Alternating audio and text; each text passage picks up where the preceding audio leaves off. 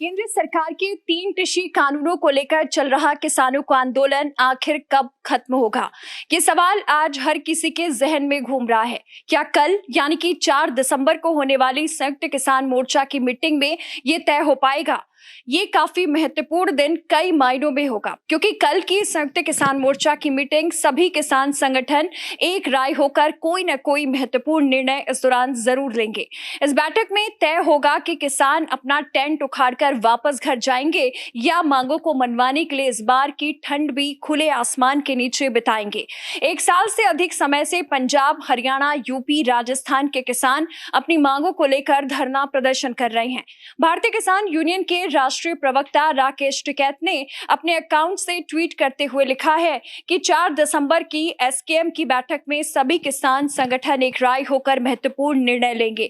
सरकार टेबल पर आएगी तो हम किसानों की शहादत से जुड़े पूरे तथ्य भी सामने रखेंगे। इससे पहले किसान आईटी सेल के ट्विटर हैंडल से भी कई ट्वीट किए गए। आपको बता दें कि इस ट्विटर हैंडल से ट्वीट किया गया कि पंजाब की 32 किसान जथेबंदियों का बड़ा ऐलान, या तो पूरे मुल्क के किसानों के घर एमएसपी जाएगी या हमारी लाशें।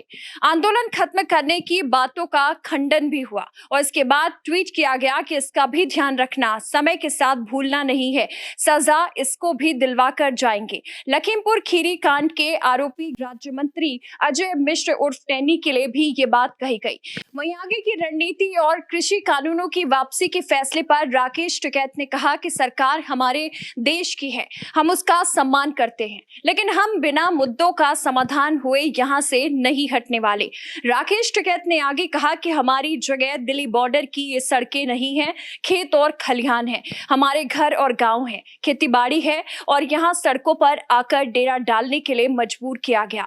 हम इस तरह से जाने वाले नहीं हैं, हम हवाई बातों, अफवाहों से नहीं डरते। वहीं राकेश टिकैत की इन बातों से बखूबी अंदाजा लगाया जा रहा है कि किसान एकजुट है। वहीं किसानों की ओर से एमएसपी, बिजली के बिल, मुकदमों की वापसी, शहीद किसानों के लिए मुआवजा और गृह राज्य मंत्री की बर्खास्तगी की मांग भी उठाई जा रही है।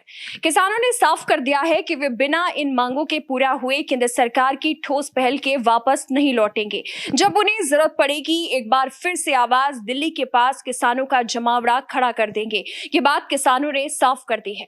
वहीं ऑल इंडिया किसान खेत मजदूर संगठन के राष्ट्रीय अध्यक्ष सत्यवान का कहना है कि किसान संगठनों के कुछ नेता कभी कभार चर्चा के दौरान बहक जाते हैं। ऐसा भी नहीं है कि वे आंदोलन से दूर हैं।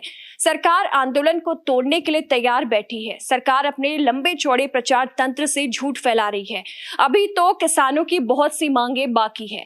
एमएसपी, किसानों पर दर्ज केस वापस करना और शहीदों के परिजनों की मदद, ऐसी कई मांगों पर संघर्ष जारी रहेगा। कोई संगठन इधर उधर हो सकता है, लेकिन एसकेएम मैदान में है, आगे भी होगा। ये बात सही है कि किसान संगठनों के बीच एक संघर्ष की स्थिति भी देखने को मिल रही है।